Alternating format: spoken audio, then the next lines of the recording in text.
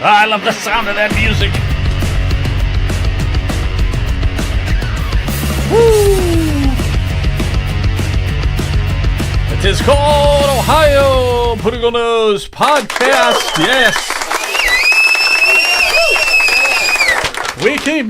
They said it couldn't be done, so we didn't even try, right? No, we are here again for another live podcast, and I'm looking forward to this.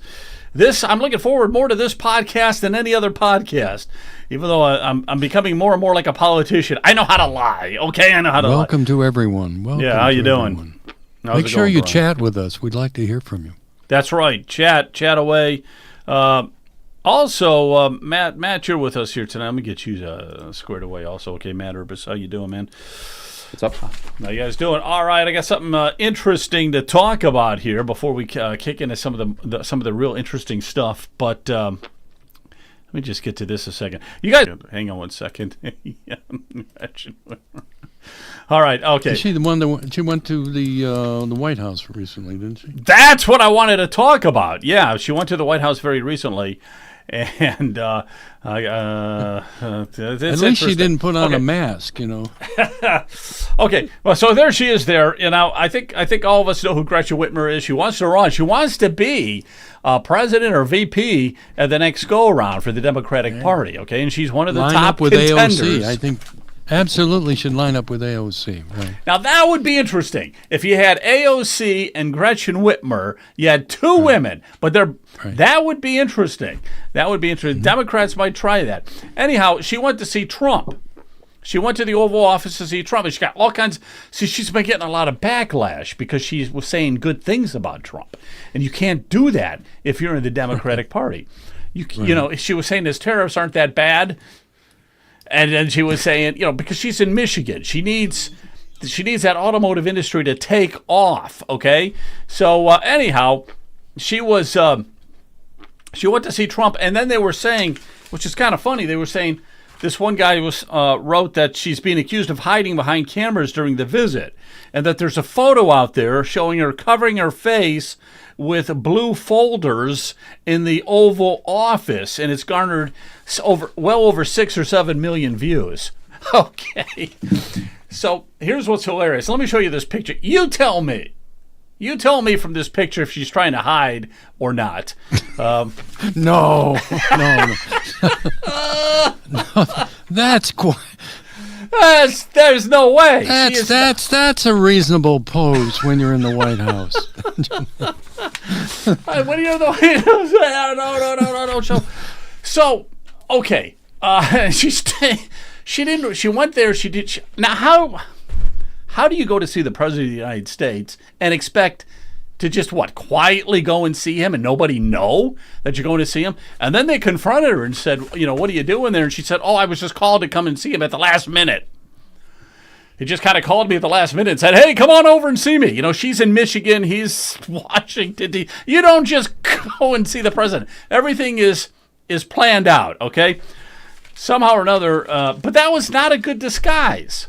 That is not how you try to not, again, trying to look inconspicuous. She's garnered 6, 7, 8 million views already on social media, and it's probably going to go up to 30 million.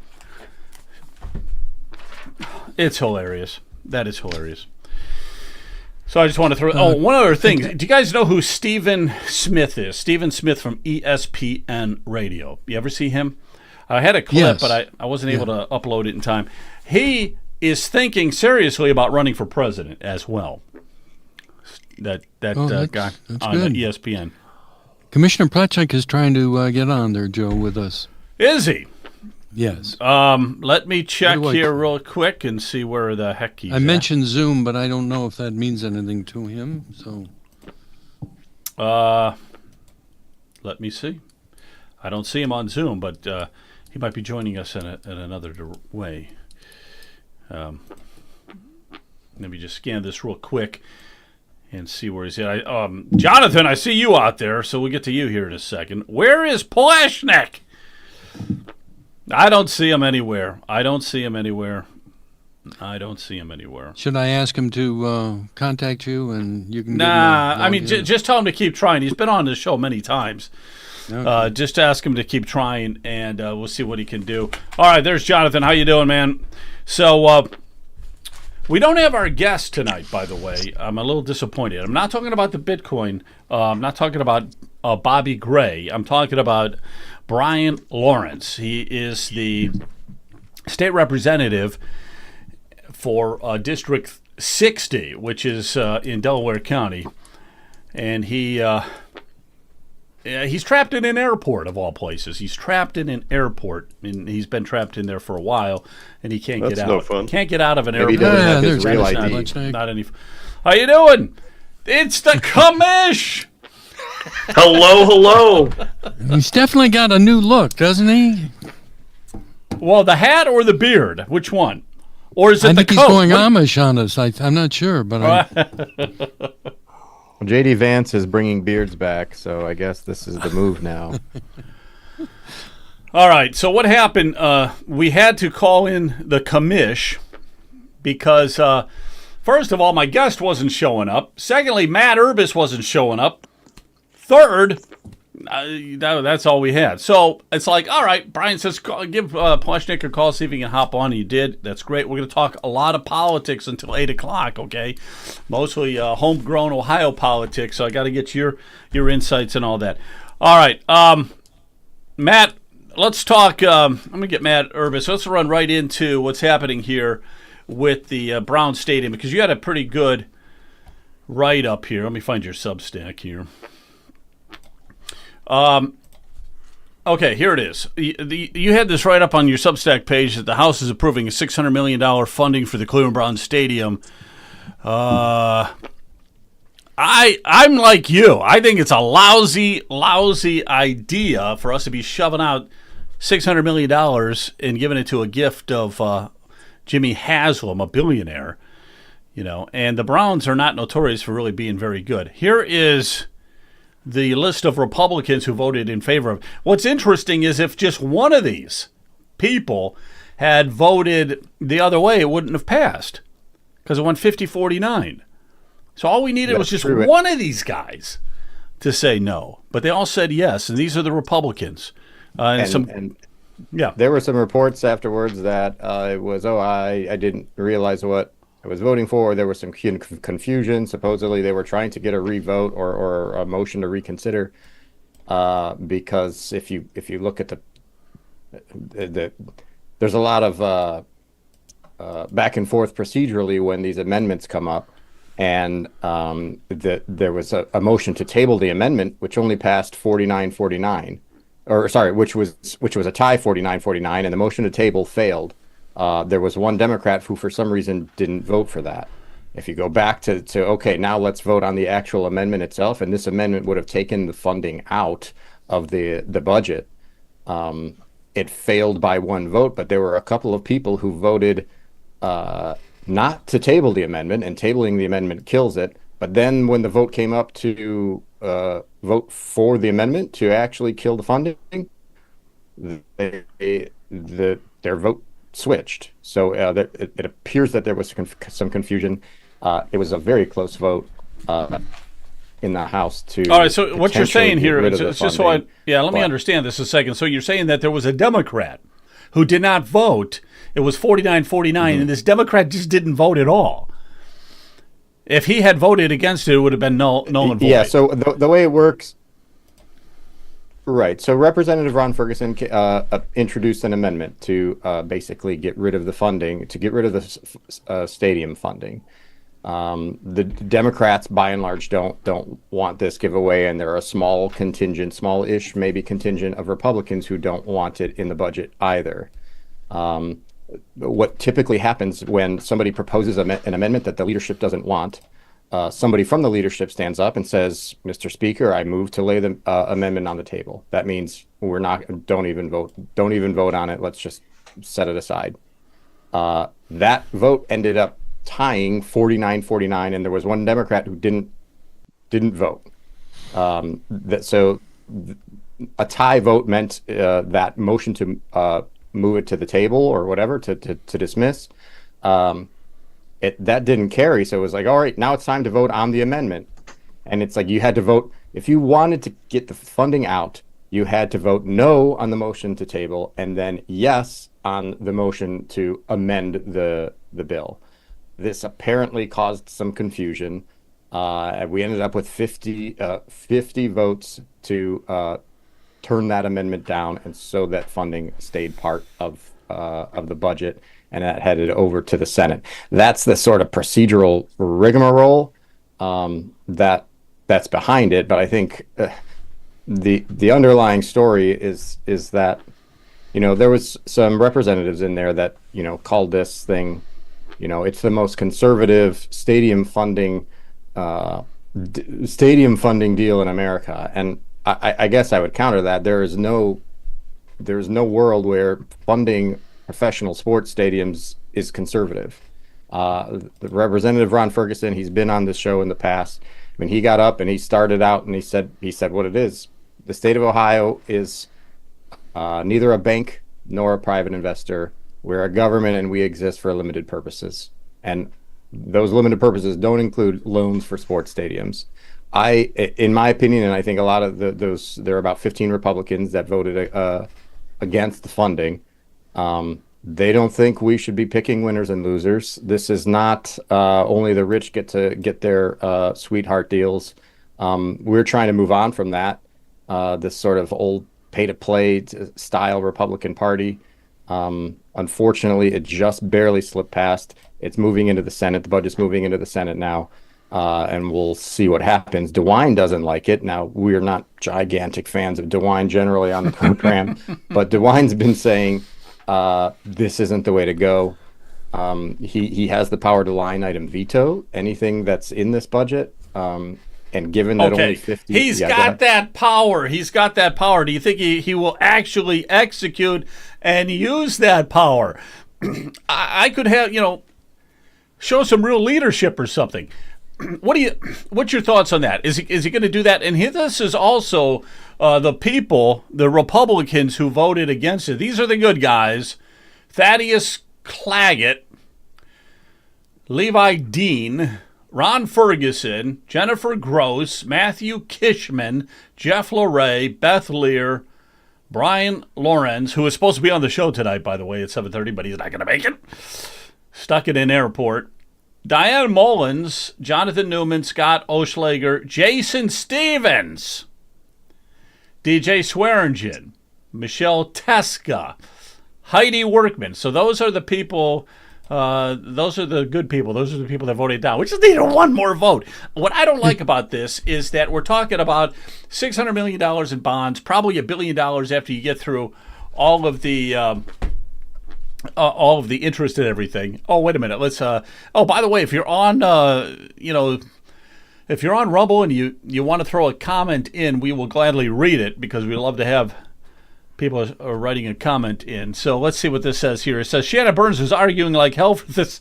Oh, he was arguing like hell for the stadium deal. Starting to wonder about that guy. Okay, well, Shannon A1 in my book, but I can't understand. Of course, that's right in his backyard too. That's Brook exactly Park what I was going to say. Yeah, it's right in his backyard. He wants a stadium back there. I have some problems input, with Joe. that. Yeah, go ahead.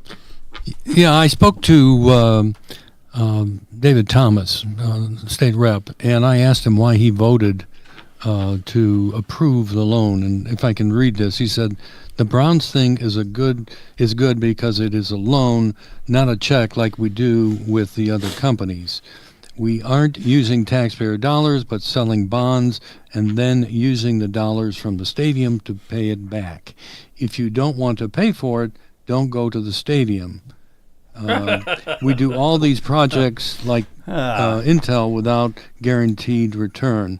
This is money coming back."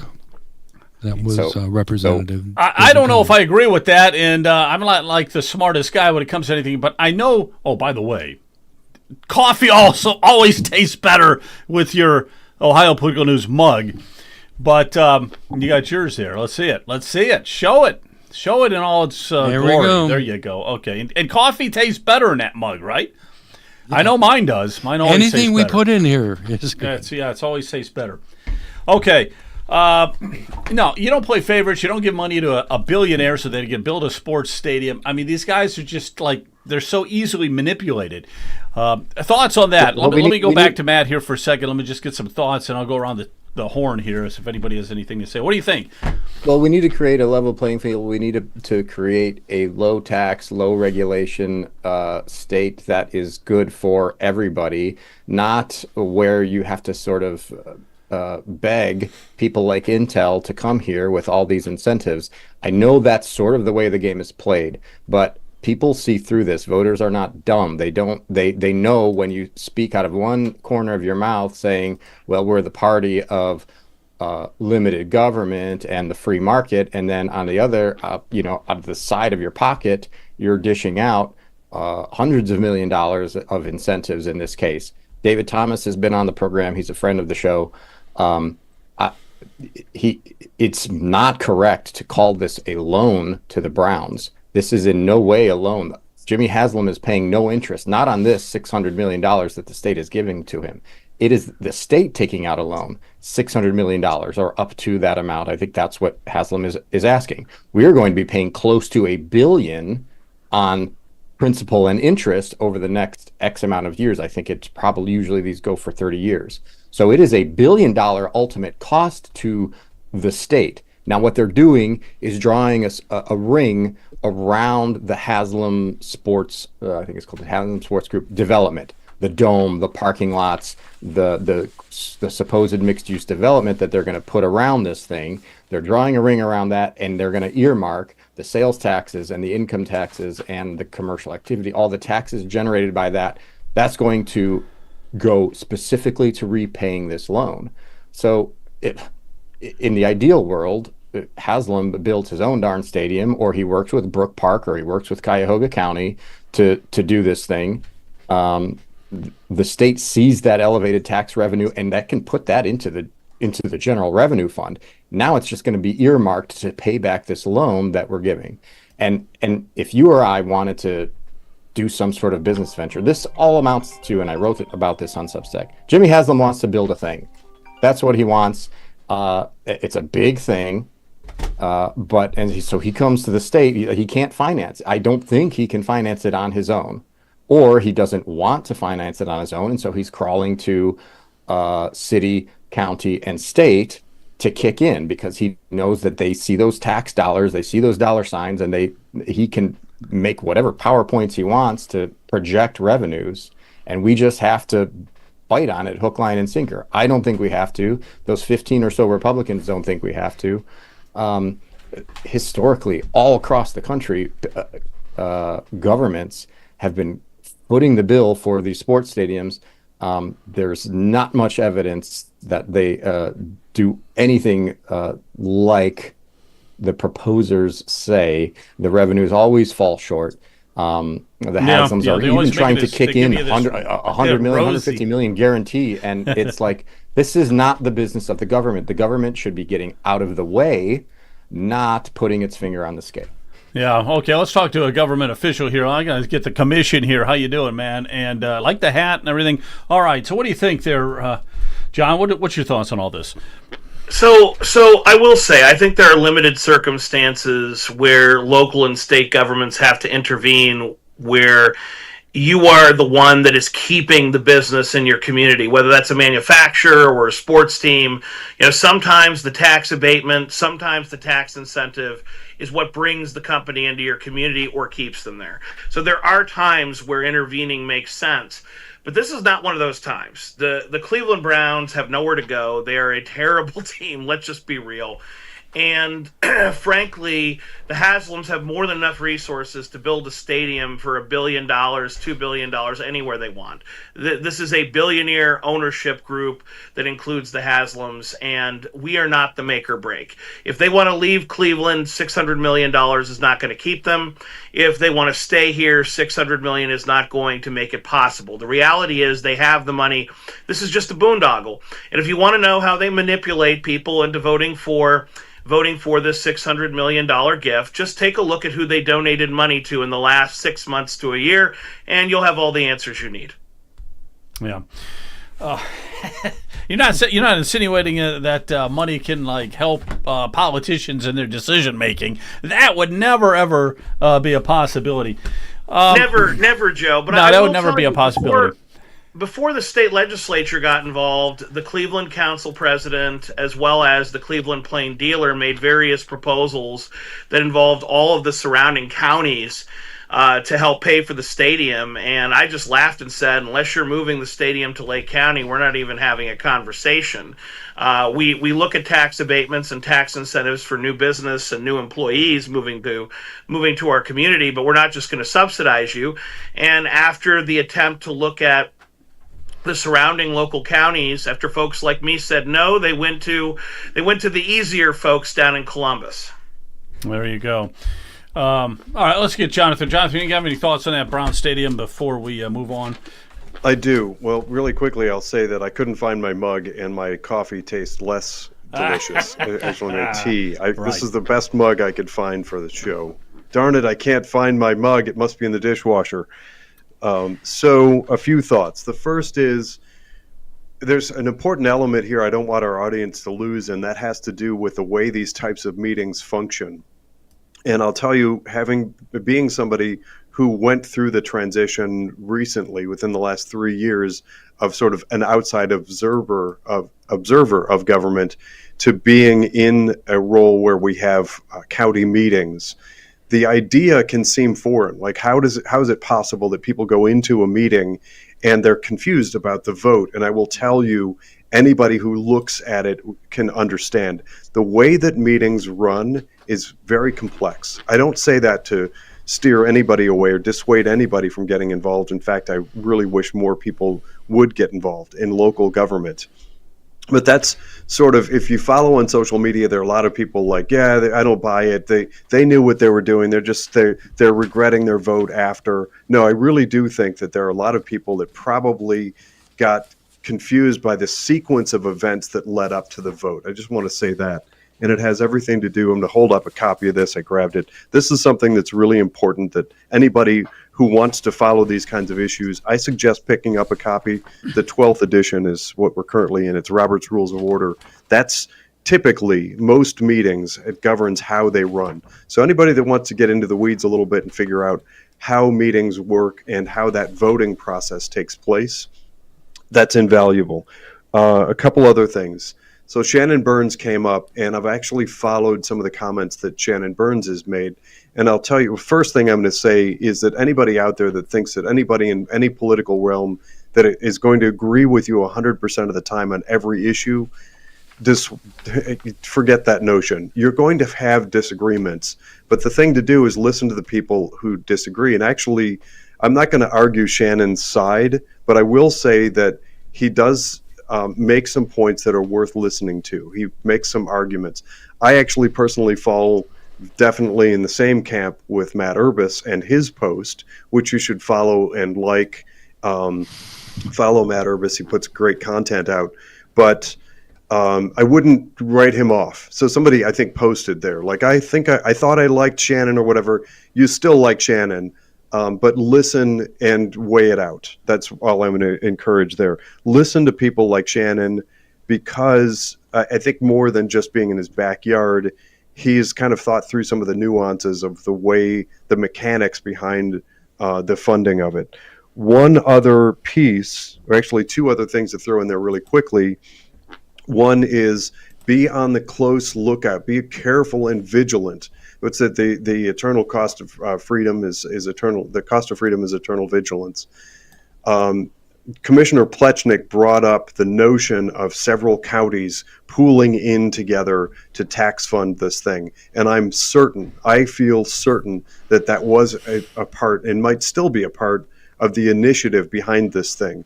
And creating some new regional taxing authority, if you hear anything in that realm, sound the alarm bells and scream and shout and panic, because I do believe, if you follow John Kalis, he's a local commentator who follows these types of things. He actually specifically commented on some news publications and an intended direction that he was interpreting from Cleveland Browns to try to use that tug the heartstrings approach of funding Brown Stadium as an excuse to create yet another regional taxing authority. That hopefully is put to bed and not a worry, but always be on the lookout for that.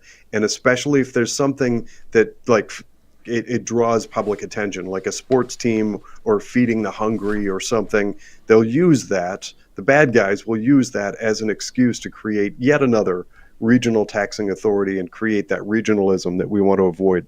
The last thing to consider, and I keep thinking of this, there's one NFL team, or the stadium is actually owned by the city itself. And I've always been kind of envious, and that's Green Bay, Wisconsin. Green Bay, the city, owns the facility. So I always wonder, like, why isn't it possible, or would it be possible, might it be possible, that Cleveland area, the region, I shouldn't use the word region, but that's the city of Cleveland could build something and own it, which really anchors the team, and it takes away that notion of, like, could the Browns leave again, because the Green Bay Packers can't.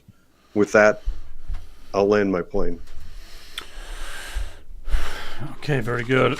All right, Joe, what Yeah, go I do ahead. have a question.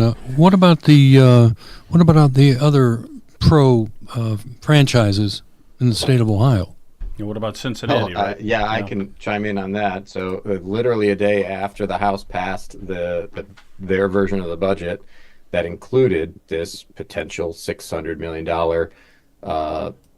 funding for this Browns Dome, the Hamilton County and the Cincinnati Bengals reached out their grubby paws for asking for $350 million to renovate the stadium in Cincinnati. It was originally Paul Brown Stadium, Paycor Stadium, or whatever the heck, corporate entity got the naming rights. So they reached out their hands. And another guy who's been on the show, Greg Lawson, Buckeye Institute, really smart guy. He was on Twitter immediately after saying, he's like, it looks like we're about to open Pandora's box here. We need to be very careful. And I think that's true, because if you open the coffers for one sports team, the expectation is that you're going to need to do it over and over and over again. And what does that mean for the state of Ohio? We've got three major cities, all with one or more professional sports teams. Cleveland's got 3, Columbus has 1, Cincinnati has 2, the Reds and the Bengals. So if this is going to be the order of the day in Ohio, we are going to be footing a lot of bills in terms of state-based loans, and we, in the words of Greg Lawson, I don't think we want to go down that path. It's a dangerous one. Yeah. Good point. Yeah, once you start giving money to Cleveland, you got to give it to Cincinnati. What about the Buckeyes? What about the baseball team in Cleveland? Everybody's going to be going for a handout and stuff like that. But what is the role of government? This is a question. If anybody has a quick answer, what is the role of government when we have a budget which continually increases? Now it's well over $100 billion now in the state of Ohio. That's way too much money going every direction. Sports franchises, Medicaid, you name it. It's just entitlements galore. Everything we're doing, schools, libraries, boom, boom, boom, prisons, the whole works. Now, some of this is absolutely necessary. What is absolutely necessary for the government, in somebody's opinion? Who has a thought on that? Anybody? Just say it, because I can't. Nobody? Well, the safety, health, and welfare of the. All right, Brian, tell me. What is it primarily that? Safety. Yeah, the budget. What should the budget have, and only what should the budget have? Do you think, Brian? I think they should have definitely safety issues. The Constitution talks about schools, so they are responsible for schools according to the Constitution. I happen to believe that that doesn't necessarily mean that they should be paying for all of the higher education, and that seems to be a never-ending hole. And the same thing with public schools. Who is responsible for the education of children? I happen to think it's the family and not the government. Yeah, very good. Because those property taxes are killing us. All right, let me put this this graphic up here. State operating budget. So we know it's well over $100 billion investing Ohio students. Now, a lot of the lawmakers were saying, and these are conservative lawmakers, Republicans, were saying that these bullet points here kind of summarizes some of the good points of the budget. So they're increasing funding for Ohio schools by hundreds of millions of dollars for the districts. I know that they have increased it quite a bit from 2024 to 2025. It's increasing like 225 million or something, and then it's going up another 300 million after that. Actually, in 2 years, it's going to be over $500 million more to the schools than what they're getting currently. So that's a pretty good. But the schools are not happy. The teachers' unions are not happy because they wanted a lot more than that. But anyhow, if we look at that, delivering billions in record property tax relief.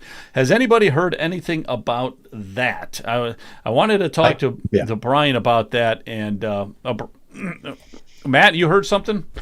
Yeah, I can talk a little bit to that. And I was just listening to a podcast. Jack Windsor had former state rep Jay Edwards on it about this supposed property tax relief. This is all what that property tax relief is coming from what they've done with in connection to the school funding. And so Brian knows a lot, I think, about carryover and extra funding that a lot of these entities get. A lot of schools across Ohio have what they call carryover funding. So they budget for their needs and then a little extra to make sure that they can handle contingencies. Now, I'm not in the school board world. Maybe our friend Tom Hack could talk about that maybe in a little bit more detail. But what the House did in this version of the budget is that they are eliminating, or they're cutting off the amount of carryover you can have. They started at 25%. They raised a hue and cry, and I think they settled on 30 or 35%. So you can carry over that amount of padding in your budget. So there are a lot of schools that have a lot of extra money. What this is supposed to do is, if you have this extra money, I don't know if it's the auditor, and maybe Commissioner Nick can explain a little bit more. Either the auditor or the treasurer, whoever is in charge there, will lower the millage to essentially recoup that money. They cannot have that amount of carryover. They're going to limit the amount of carryover they can have to either 30 or 35%. And that's where they get this billions of dollars. They imagine, believe it or not, that the schools who have all this, who've been holding on to this extra money, will see that they're about to lose it and not spend it. Yeah, the whole thing is so absurd. Weird. The whole thing is so absurd and weird. Spend it, and then we're probably not going to see anywhere near that kind of $2 million in property tax relief. So because they're going to spend it. If you lose it, like spend it or lose it, they're going to spend it then and get themselves down to that limit. Exactly. You're going to spend it. Or one other thing, John, too, or you guys, can't you just hide it in your financial statements in a different spot, But anyhow, Go ahead. So let me jump in. So first of all, I completely agree with Matt that the expectation that schools are simply going to return this money to the taxpayer rather than spend it on a fire sale is ludicrous. I've seen the way that government at every level works, and when you tell them use it or lose it, they will find anything to spend the money on before they return it. So number one, you're going to see a spending spree in public schools like you have never seen before. Number two, one of the complaints we rightly have with public schools is that they never plan for the future. They never put money to the side to build the building, to maintain the roof. And what do? They come back to us and say, we need an emergency tax levy to pay for this. And we rightly say, well, didn't you budget? Didn't you look ahead? Well, this legislation quite literally prohibits them from budgeting. Because if they were to say, hey, we're going to need $50 million in 20 years to rebuild our school buildings, now they can't save it. It just gets wiped out. And so the handful of schools that might have been doing the right thing and actually saving money for contingencies and capital projects, now they're prohibited from doing so. So I don't think it accords any savings to the taxpayer. I think the average school district is going to spend the money as quick as it comes in now. And unfortunately, I think it creates a culture where saving and budgeting and planning for the future is now legally prohibited. Now, Matt asked the question, what's the mechanism by which this budget would be reduced, by which the property taxes would be reduced? That is the Budget Commission, which currently consists of the county auditor, the county treasurer, and the county prosecutor. But there are a lot of conflicts that come up with that combination, because the county prosecutor is technically the counsel, the attorney for the treasurer and the auditor. And so the prosecutor often is forced to recuse themselves, which doesn't make a lot of sense when you have a three-member panel and one of the folks can't vote half the time. So there is a proposal in the current budget to replace the county prosecutor with the president of the Board of County Commissioners. But either way, you have 3 county elected officials that would be exercising zero discretion. They would just be told under the law, if a school district has a carryover over the limit, 35%, then you must reduce their property tax collections so that they ultimately come under that limit. But once again, I don't foresee that happening very often, because every school district from here on out is going to say, whoops, we're getting close to our limit. I guess everybody's going to have their continuing education in Hawaii this year, and we're going to build a new executive office suite for the principal. They're going to find a way to spend the money. They're not going to return it. Yeah, what do you think, Brian? If you think the school systems are going to find a way to spend the money, or they're going to give it back to the taxpayers? Yeah, I absolutely agree with Commissioner Plechik and Matt Urbis on that point. They're not returning it to the people.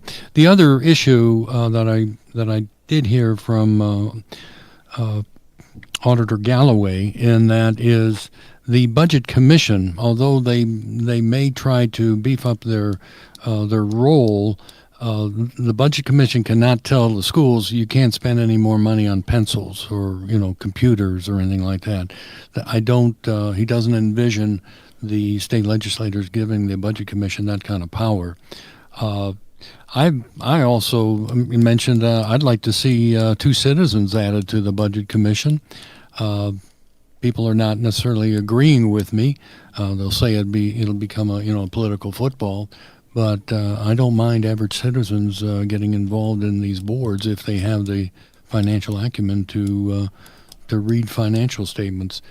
And the problem is, and the state will say, well, the people have the actual ultimate authority at the ballot box. But with this 20 mil floor, the schools that are at the 20 mil floor, they're going to get automatic increases as the properties continue to increase in value. And I did see a video that was put together by the County Auditors Association, and they basically said there's no end to the continuing property tax increases, and that's coming from the board of all 88 county auditors. So that's depressing. So Brian, people can see. Yep. Yes, Tom. Brian, what deeply concerns me is we keep seeing individual state legislators saying the way to fix the problem is to go to your school board, to go to your city council, and to get them to reduce their property tax levies. And while it is true that a school board could voluntarily give up a levy, per our previous conversation, possible and likely are 2 very different concepts. And when I hear more and more state legislators jump on the bandwagon of ask your local school board member to cut your taxes, I can translate that politician speak to the following: don't bother me, I'm not going to do anything about it. We have 2 possible solutions to this problem outside of a constitutional amendment by the people. One is the school boards, which collect the vast majority of property tax, voluntarily cut the revenue that they receive. Super duper unlikely. It's never happened, and there's no indication it will happen today. On the other hand, 1 vote by our state legislators could reform the property tax system in any number of ways. Now, I know that if any one of us were put in charge of property tax reform, our solution would be different.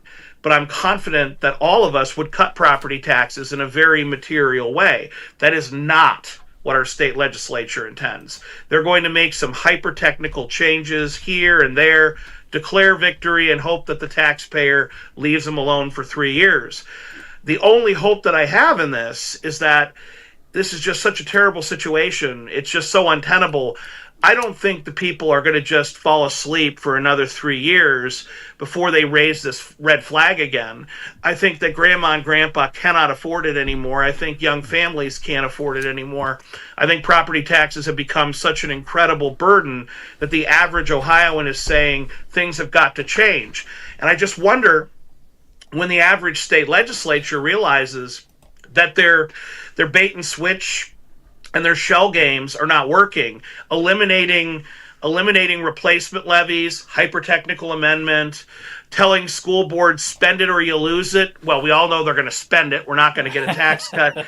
They're trying to pass a lot of reforms that don't take away any of their money. You know, the common theme in all of the quote-unquote reforms we're seeing from the state legislature is that they actually are just moving money around. They're not actually cutting taxes.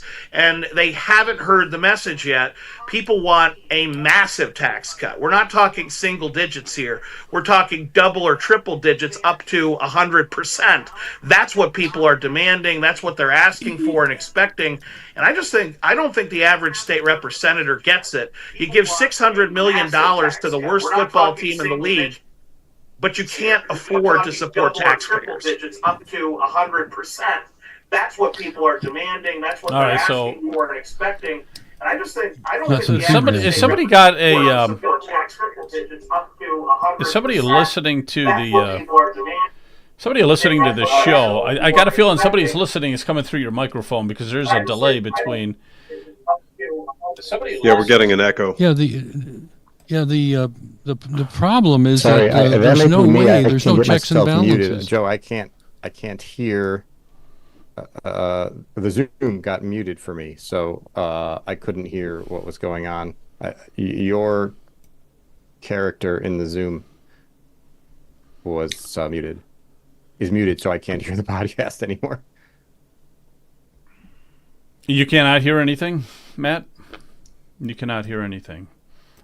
I'll try to get that fixed. Not sure what that is, but we will. Yeah, it looks like Matt's messaging you.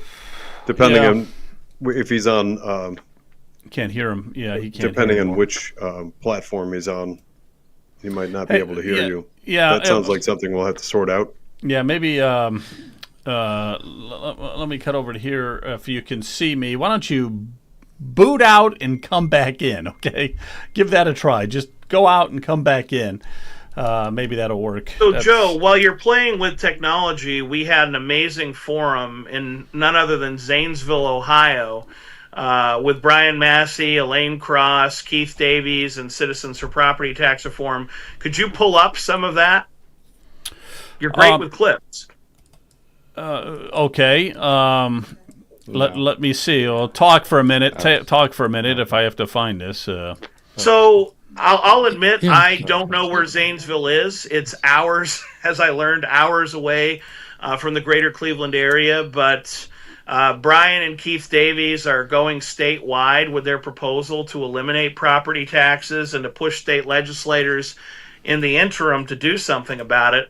And it was really amazing to see. I found it.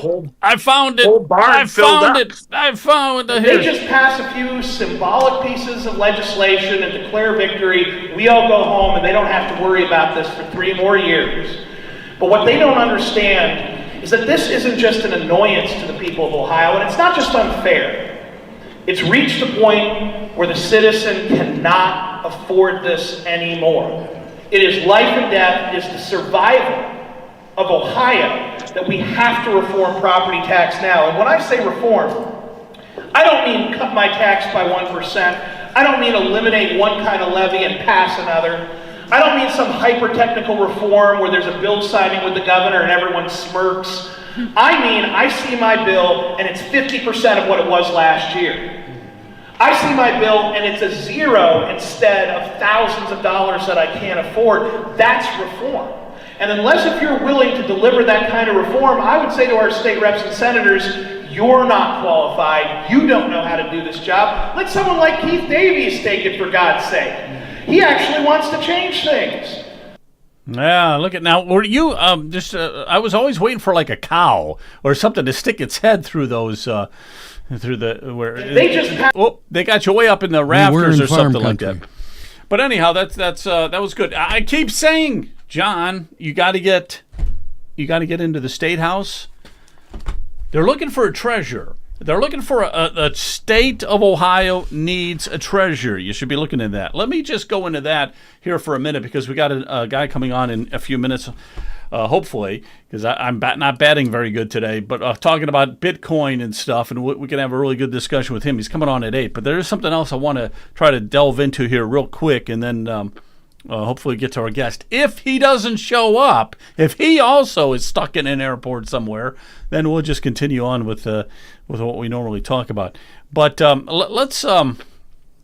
let me get into this right here.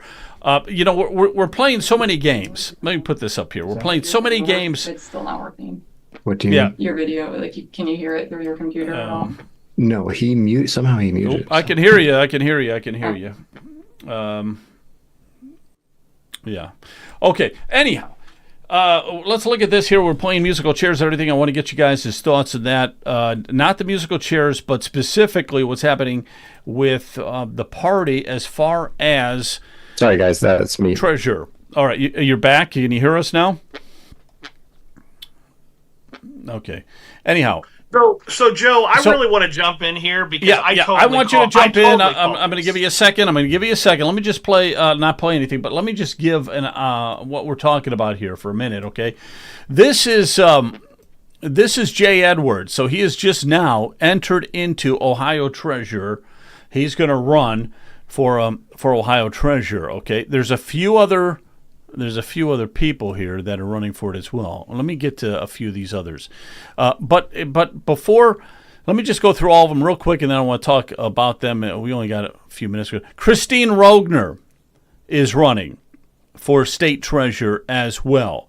Christine Rogner. This guy here, where'd he go? Oh, there he is. Niraj Antani is running for state treasurer.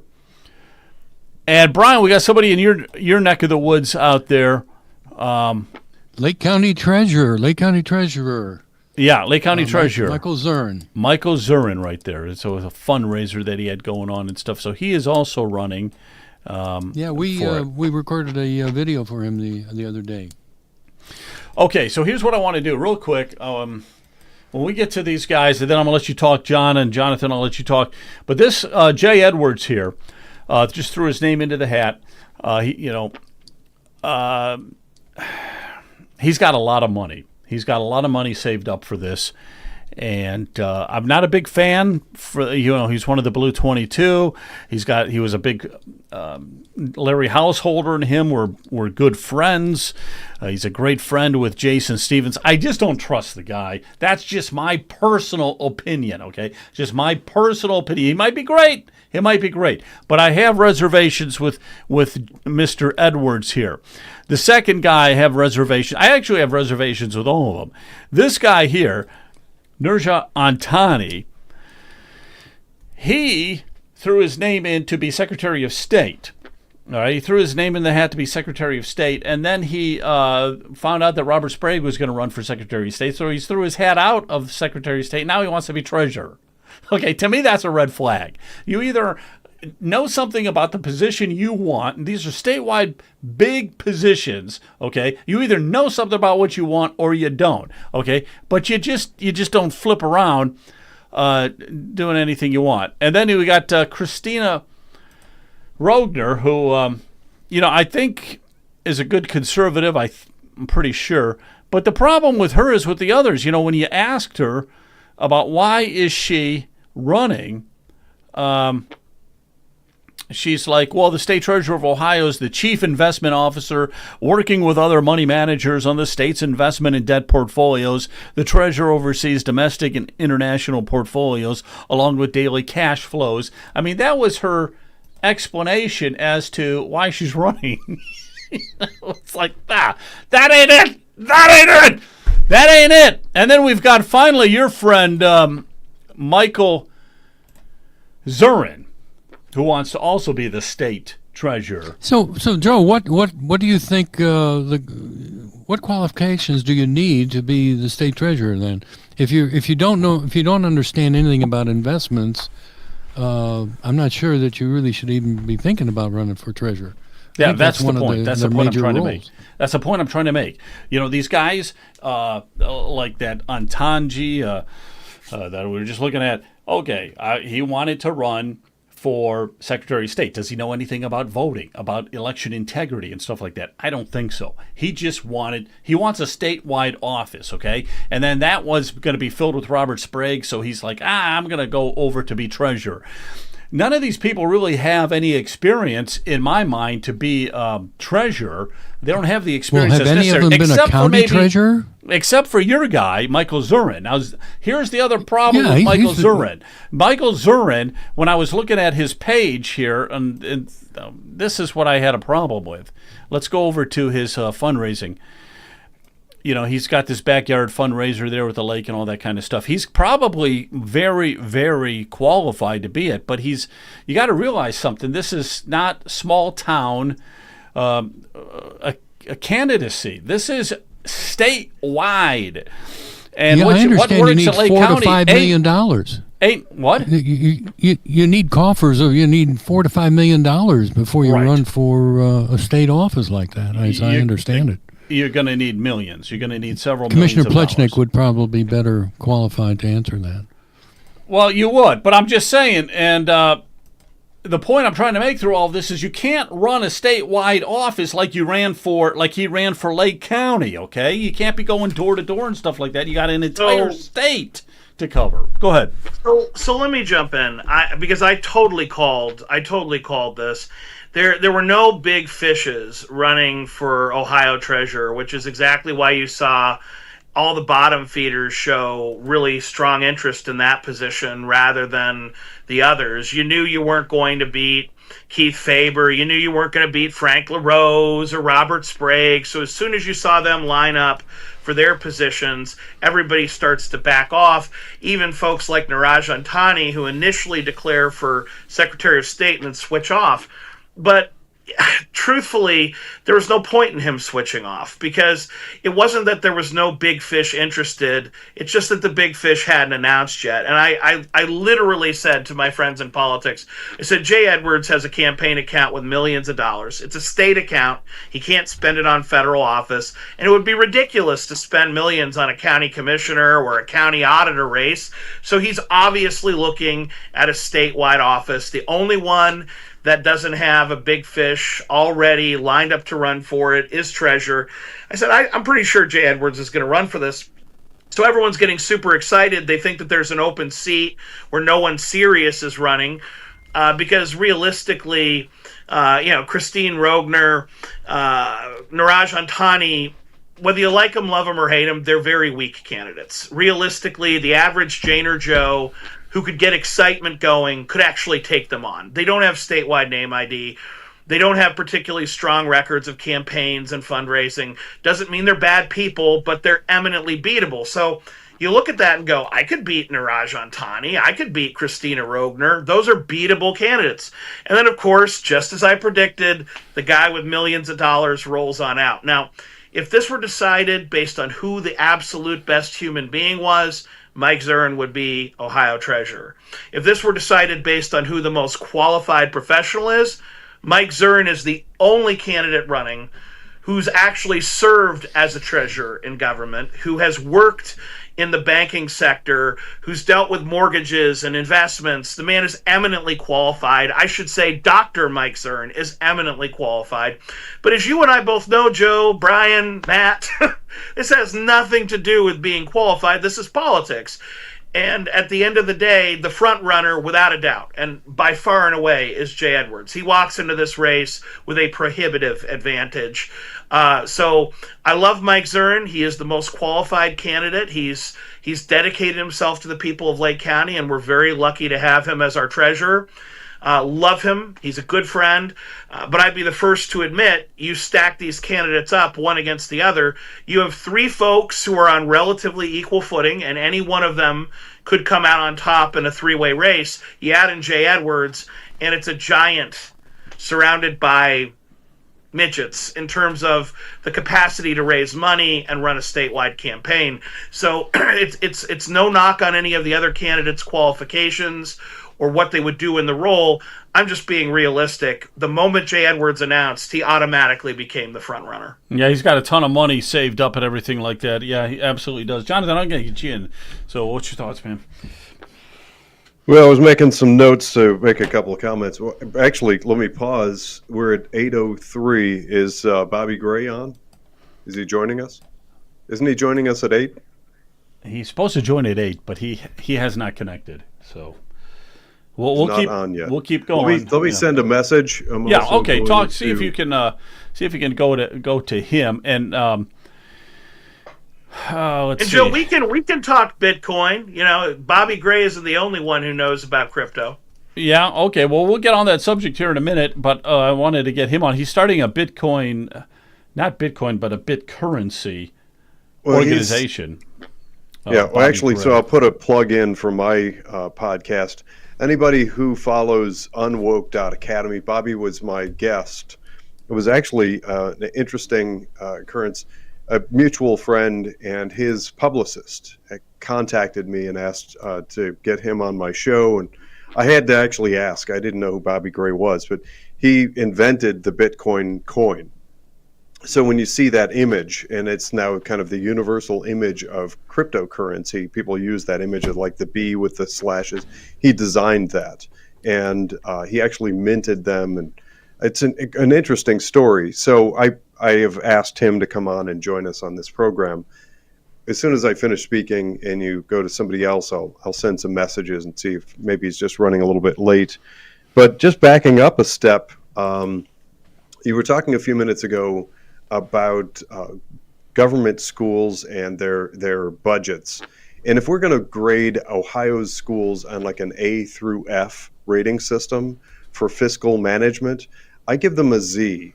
Our schools are spending like drunken sailors, and we have been for decades. The fact that Ohio has fallen from a top 10 destination to roughly 38th in the nation, while also skyrocketing the expenses, the fact that so much money flows through these schools, and I've recently taken to putting it in the context of a new car. And I've never actually priced a Kia, but I think you might be able to get a cheap Kia for around $17,000 a school, $17,000. And some of these schools in Ohio are averaging around $17,000. We have several that are above $40,000 per student per year, $43,000 per student range. And that's like putting a new car, maybe Buick, in the driveway of, you can see I haven't priced these cars in a while, I'm guessing, in the driveway of every student in Ohio.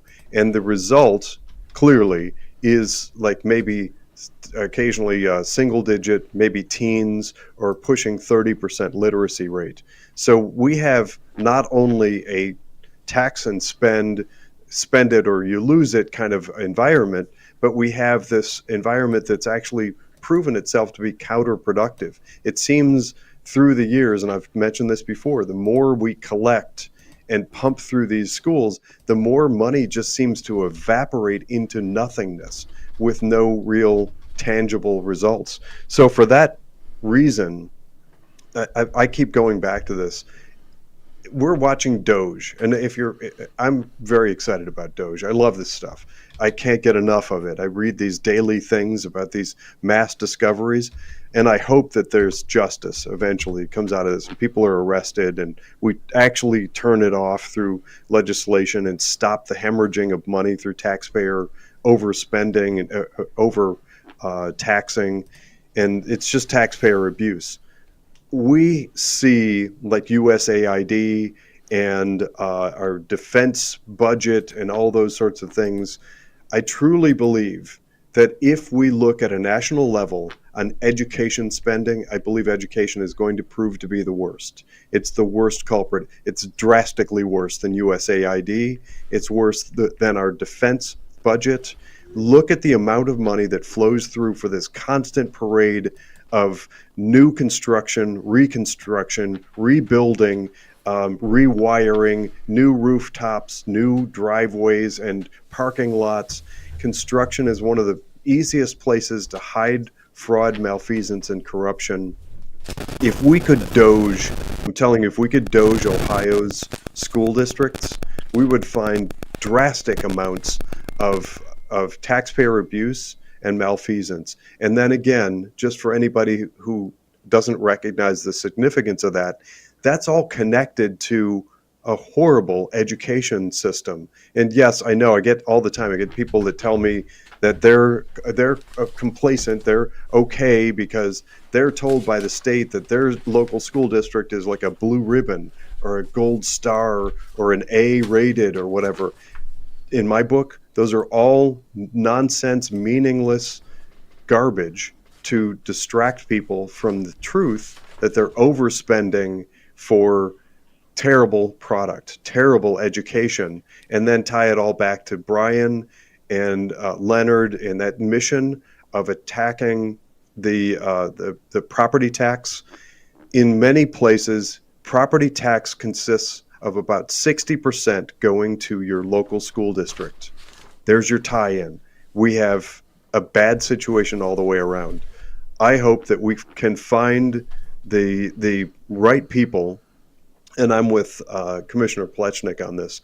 Right now, the idea that we're going to find people within our government to self-restrain and Doge Ohio, I think it's a fool's errand. We're not going to find people that will make the necessary cuts to budget.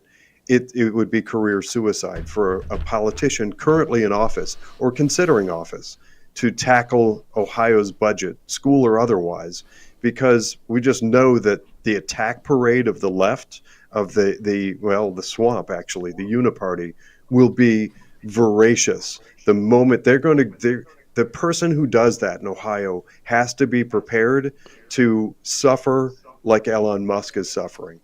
And I certainly don't see anybody within Columbus willing to take that on. I think that the better alternative is actually to form more of like a We the People citizen-led initiative to just open the books. I'd personally like to see Josh Mandel, maybe not him personally, because I think he got fed up with politics. He got hosed over one too many times. But him or somebody like him, he's the one that created that open checkbook for Ohio. Open it all up and just let the people pour through it. I want to jump in there because when I was a city councilman, I did vote to bring Open Checkbook to Willoughby Hills. It's a great program. It's very, very good. Josh Mandel did not create it. He did bring it to Ohio. And he did push legislation through to make sure that any locality that used Open Checkbook would have the cost of the software fully paid for by the state. So there wouldn't be any reason to say no if you're a city or a county with a strapped budget. So I give Josh Mandel a lot of credit for bringing Open Checkbook to Ohio, but he did not create the program. Thanks for that clarification.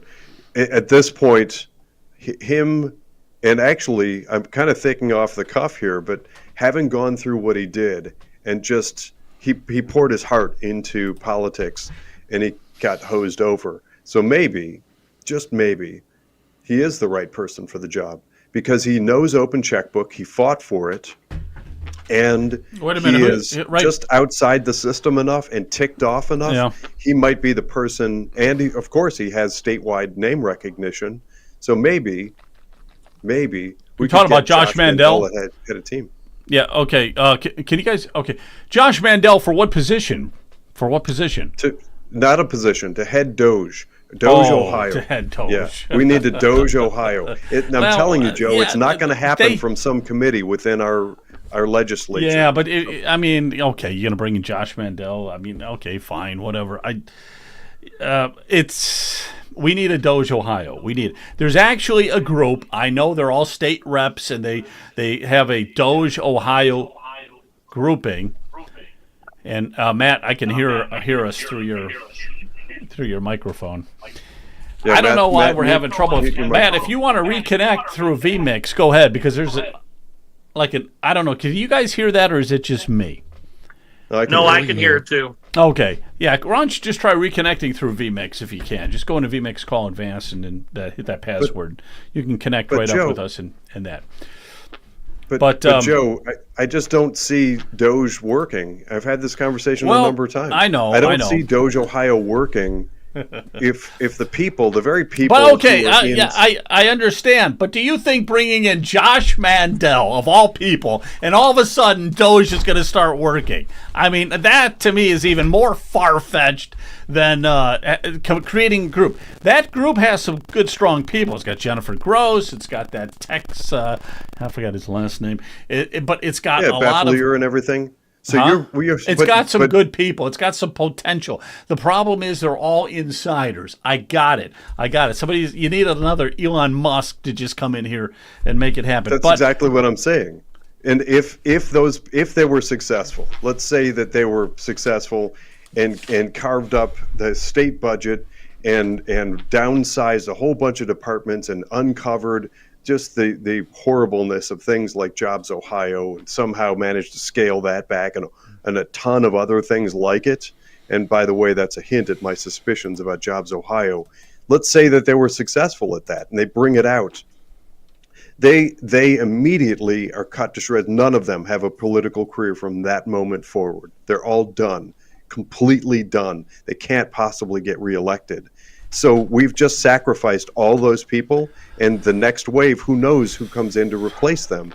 That's objective number one. The other is all of the people who have worked to get them in office and maintain them there are all suddenly going to be subjected to mass negative press and publicity against all of them, just like Elon Musk.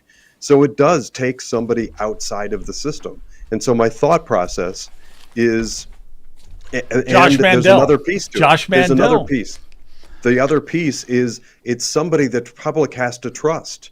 And frankly, I mean, even in my book, Jennifer Gross is probably the best and strongest, or one of the most conservative that I put my faith into.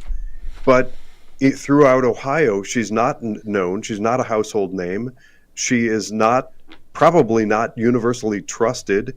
I'm sorry to say that, Rep. Gross, but recognize, and it's a necessary function to get into office, that once there you have to keep fighting for public trust. Somebody outside of the system might be more able to capture the public awareness and imagination and trust. That's what I'm saying. Okay, I got you. So All right. One last thing. One last thought on Doge Ohio. I think the solution to have that bridge of trust, because we trust Donald Trump, we trust Elon Musk, we're dark MAGA. I think that we need to have an appointment for all 50 states from Doge, where there is actually Doge Ohio, Doge Rhode Island appointed by the president with consultation from Elon, so that we know this is the real thing. It's not just some politician saying, oh, I'm fiscally conservative, I'm all about Doge, and then the same old happens and nothing changes. I think we need Donald Trump and Elon Musk to actually appoint someone to send down to Ohio, to send down to all 50 states and say, your budget is a mess.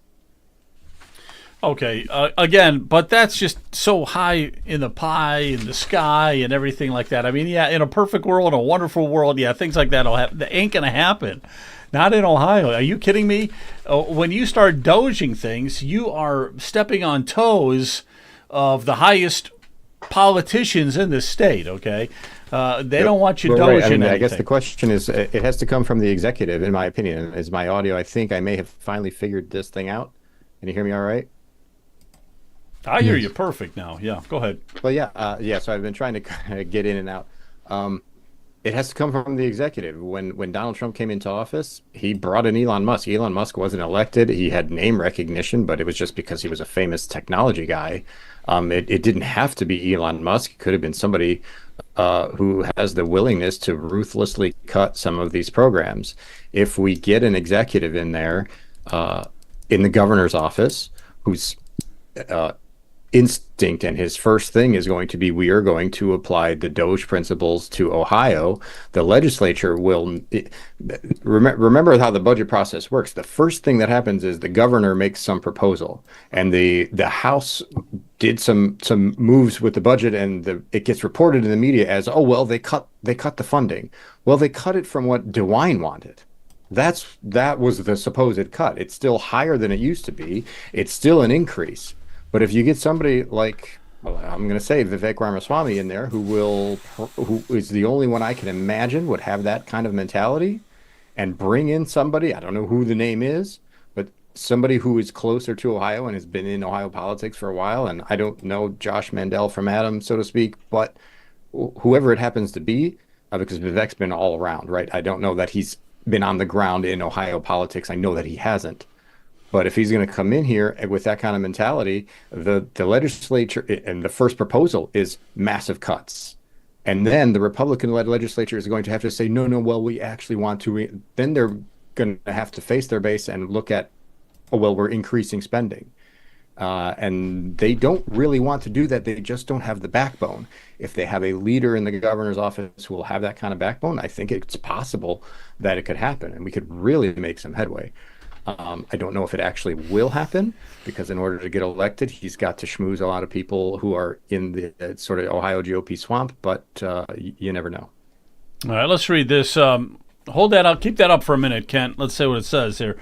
What about an independent citizens board doing some kind of forensic audit, exposing what they would cut, and that may generate the political will amongst reps? It has to be created by the legislature. I mean, they can't just, that has to come into law. I mean, you and whatever John's suggestion about, well, Elon is going to decree that there's going to suddenly become a Doge commissioner for every state. There's some major federalism questions that I would have problems with in terms of that, because what if, there's not going to necessarily be a Republican in office every time for the rest of eternity. So if that sets a precedent of, there's going to be a federally appointed person coming down to the state and overseeing their budget, I don't think I want any part of that. I think it needs to come from the ground up, not necessarily from the top down. All right, so we're talking about Doge and picking. We have to pick from this group right here. This is the group that we want heading Doge, right?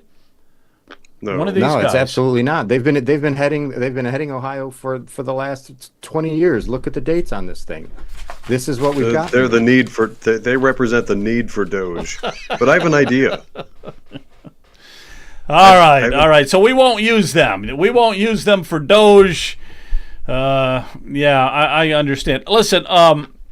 Okay, I'll hear what you have to say, Jonathan, and then I want to just wrap it up tonight, and we'll talk about the governor's race a little bit, because we've got some candidates, and I just want to get you guys' thoughts on that as well. But go ahead. All right, so you know that I am constantly talking about precinct strategy and filling the empty, vacant seats throughout the Republican Party in Ohio with good, solid, constitutional, conservative, America First Republicans. In each county, there's a leadership team of each county central committee.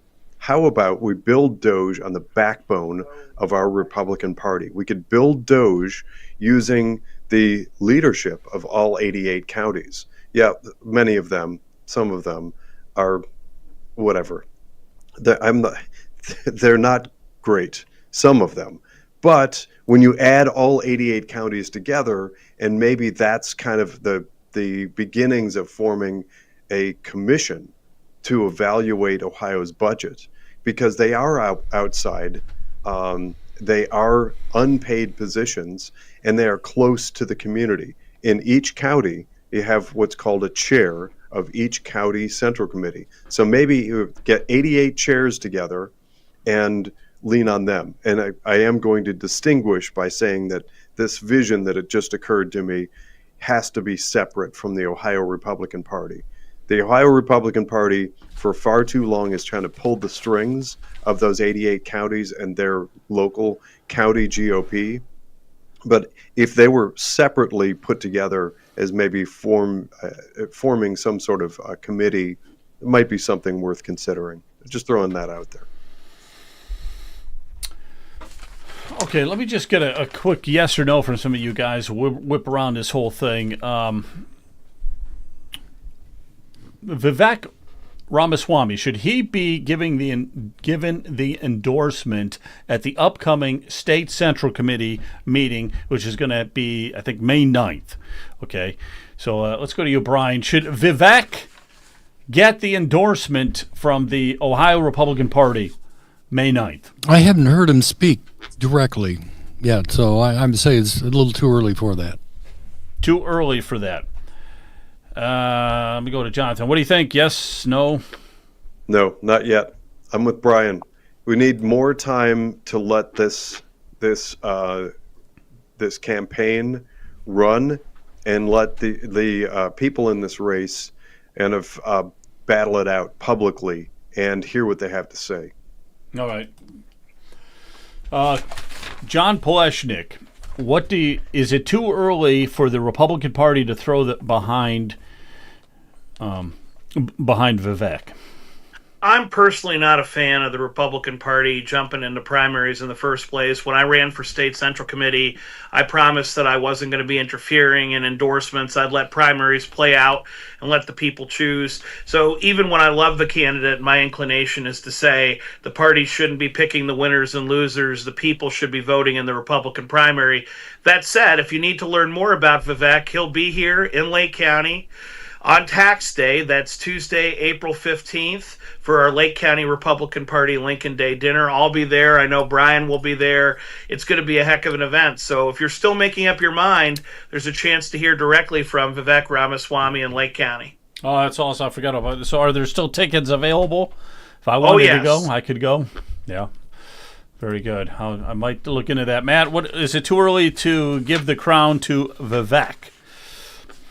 Yeah, I think I agree. The same hue and cry. Remember when they endorsed DeWine ahead of Renacci and Blystone? That you got to stand on your principles, and I certainly myself lean toward Vivek, but I agree that really it should be the people deciding, not necessarily the party.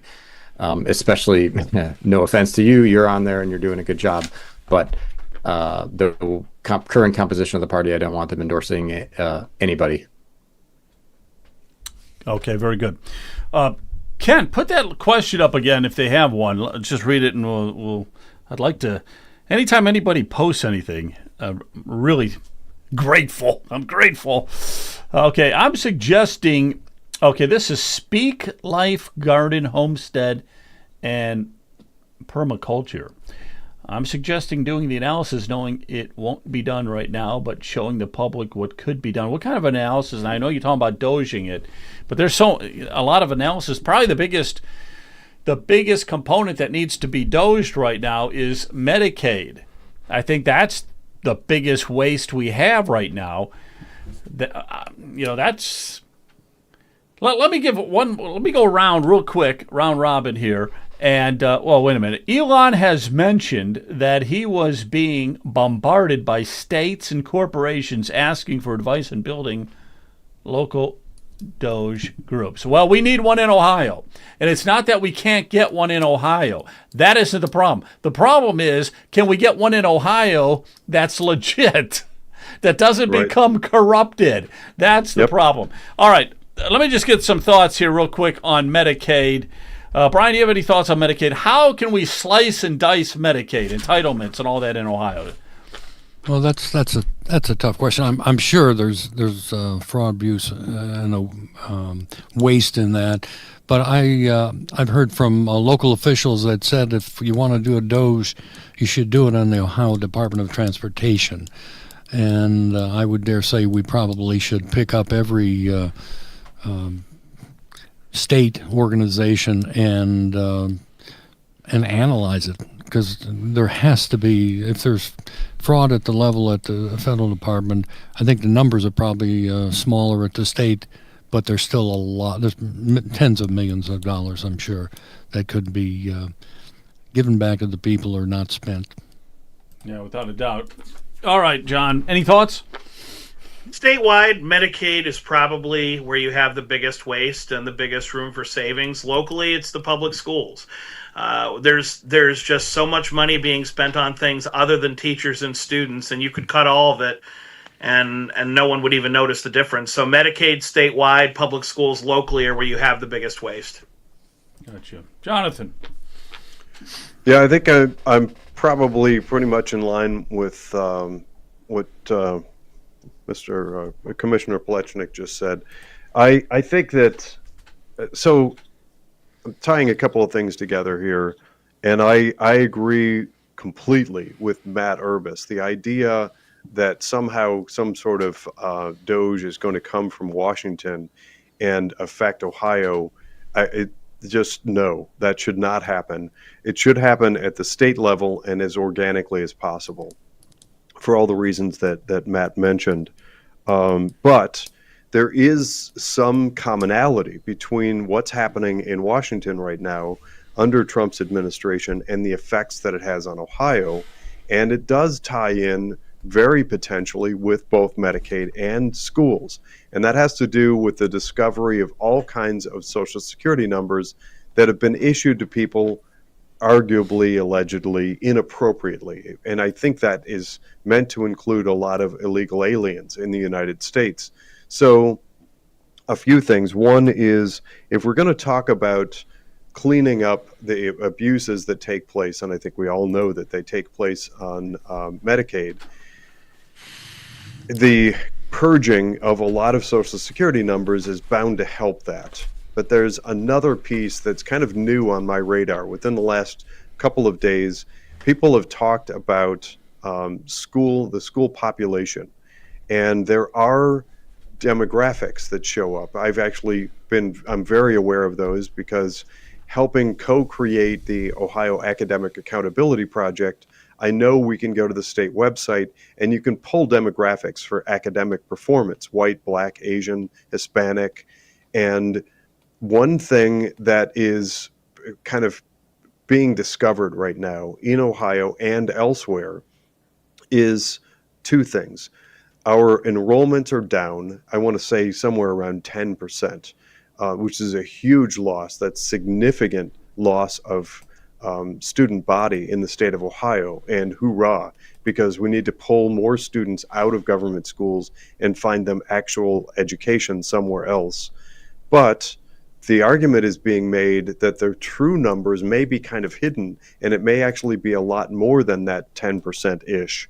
And that's because people are now starting to look at the demographics and what they're showing. And yes, I can hear it now. The left are going to go crazy and attack me again on social media as xenophobic and racist and whatever. But what they're showing is that there's a marked, significant increase in school enrollments in Ohio registering as Hispanic. So assuming that we are seeing the influx, and Painesville comes to mind specifically, which is in Lake County, there are huge populations of immigrants who've come over the border from Mexico and have come into states like Ohio. So putting two and two together, we may have a few things to look at here and keep our eye on. One is purging the Social Security rolls of people who may illegitimately have Social Security numbers, and the other is enrollment of students, of children who have come here and are here on something other than actual tangible U.S. citizenship, however you want to categorize that, illegal, alien, or resident, or I don't know, whatever. So those are a couple of things to watch out for. And of course, they connect to our budget because we spend money on these things. If we're spending money on people who are not Ohio residents and not U.S. residents, that's a problem. And that's an area that we can be cutting. I don't mean to sound heartless, but we are a nation that we're struggling now with the answer to that question. How many millions of people can we pay for in our current tax base that are non-resident? Yeah. No, that's a good place to start. Looking for some cuts. Matt, any thoughts? Yeah, but I know the Medicaid is probably the biggest one. I think Medicaid and the schools are the two biggest statewide expenditures, if I'm not mistaken. So, and Brian brought up earlier, there is this niggling thing in the Ohio Constitution that says it is the responsibility of the state to a certain extent to provide for what it calls, a thorough and efficient system of public schools, essentially. That's in the Constitution. It goes back to 1851. I don't know how to answer that remit, because the State House wants to cut as much as they can because they're trying to get down to zero income tax, and they're trying to get school choice on the books. All that essentially does, though, is it shifts the burden onto the locals, and then you run the risk of some Supreme Court ruling saying that that's unconstitutional, and it's a delicate game they have to play. I'm not sure what the long-term answers are, but a lot of this is just, like we say, rearranging. It's just moving funding from one avenue to the other. And I know Brian's been talking about eliminating the property tax. My concern there is that, as soon as, if you were to wave a wand and move property taxes to zero, the entities that subsist on property taxes would see that coming down the road and immediately move to raise income tax, raise sales tax, raise whatever it is to make up for it. And all it does is shift it from property taxes to income and sales taxes, and not only that, but it's not, homeowners only account for a certain percentage of the property taxes. You've got commercial and industrial property taxes coming into the school coffers, into the library coffers, and all that kind of stuff. So if you take that, whatever it might be, say it's 75% in a certain county that is residential, suddenly they're going to have to cover 100% from income and sales tax if you suddenly wipe out property taxes. It's a spending problem, and ultimately, what bothers me is the House increased spending. They're very proud that they only increased it by 1 or 2% or something like that over the prior year budget. And when they got attacked by the libraries saying, how could dare you cut the library funding? And when they got attacked by the schools saying, how dare you cut the school funding? The leadership said, we're not cutting the library funding. We're actually raising it. We're not cutting the school funding. We're actually raising it. They don't have the guts to stand on their principles and say, this is not the job of the state, particularly when it comes to libraries. It is the job. The Constitution says it is the job of the state to provide for public schools. So they've got a little bit of a leg to stand on there, but they never talk about it. They want to play both sides. They're afraid to stand on their principles, and that ultimately is the problem. That's why I don't see any Doge coming down the line. We should have, everybody in there should be thinking about government efficiency, and yet every agency pretty much gets re-upped for more or less what they want. They might get a little bit less, others get a little bit more, but there are no broad and bold changes happening in Columbus, and that's there's no broad changes. Yeah, Joe, keeps let me just the chime budget in keeps increasing. Brian, you can have the last word. We're going to wrap it up today. Yeah, just the last word. Matt, mentioned about the schools and property taxes in general. We're just saying we will pay taxes for the police, fire, roads, bridges, locally, but don't tie it to my home. My home is the foundation of my freedom and liberty. And I tell our local administrators, you send me a bill for the police and fire, but don't tie it to my home. And I'm saying the same thing, for schools. Don't tie it to my home. Government should not have the ability to take my home, and they can do that within a 2-year process. You don't pay those property taxes, they'll foreclose on you. They'll turn it over to a tax lien agency, and that tax lien agency, if you don't pay them, they're going to foreclose on your home. So I'm saying keep the taxation away from the homes, period. Yeah. Hey, guys, I want to thank everybody for being on tonight. John Pleshnik, thank you for joining us, all right? We struck out on our two guests, though. We're going to talk Bitcoin with Bobby Gray. Unfortunately, he couldn't connect for some reason or another. And then Brian Lorenz, who is a state representative, was not able. He's stuck at an airport, of all places. But, hey, thanks a lot. Matt Urbis, thank you. Brian, thank you. Jonathan, thank you. Guys, have a good night, okay? Thanks, Joe. We will talk soon. Have a good night. God bless you all. See ya.